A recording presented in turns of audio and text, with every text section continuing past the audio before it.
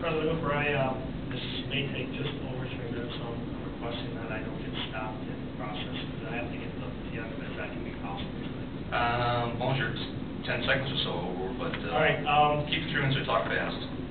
Well, it's kind of important. 2 weeks ago, I got my assessment, and so I put together, since I knew there was a problem, since they raised my assessment, I put together the program from last year's board review and 3 homes that were sold in the last year around mine. I put into a graph form to show all of you that we have a problem with the assessment once again. I think you remember I was here about a year and a half ago. So what I did to see if this problem went throughout is I looked through all the sold homes once again in 2007. I found good information on about 566 of them. Of those, 50% of those homes were no longer not just overtaxed, or not just overassessed, but they were overtaxed now. Of that, there was $621 per home was paid in overtaxation, which is about $174,000. So if you take that number and move it along all of our properties, what you'll find is that somewhere near about $5 million overtaxed. So what I did is I also looked at the condos that were sold in 2007. 32 out of 36 that I found good information were overtaxed, not just overassessed, to the tune of about $12,000. Now, if you can't sell your home, now you're stuck with a lease.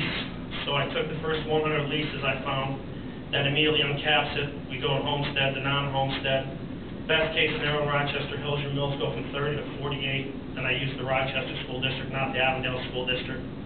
When you do that, the first 100 homes, their taxes are going to increase next year about $216,000. So I thought, is my data any good? So what I did is I found the board review data for 2007. There were 222 homes of the 401 class challenge. Of those 222 homes, 181 of them, which is 81%, were overassessed. 50% of those homes, which is 112, they were actually overtaxed to the tune of about $39,000. That's what was reduced in those 222 homes. The board reviews ruled against the City of Rochester Hills assessing 50% of the time, just like the home sales did. That number was about $350, which is somewhere near $3 million total. Rochester Hills was notified of this problem about November 29, 2006, when I came in first to speak about this, how this was a problem for the city. According to the Tax Commission, State Tax Commission Bulletin 1997, which was updated June 7, 2004, it has come to the attention of the State Tax Commission that some assessors are making a practice of assessing properties in excess of 50% of true cash value. And according to the sold homes and according to your own board reviews, that's showing that's probably about 80% overassessed and 50% of them overtaxed. And the final part of that is this is an illegal practice. I have that information for you today. So what I have provided for you is my tax bill.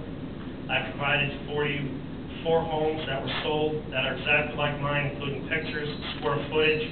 I've included a graph showing you the data that was given by the board reviews to me during this challenge process. I've also included the homes that were sold in 2007, the 281 homes, and how they were overtaxed. I included the condos and how they were overtaxed.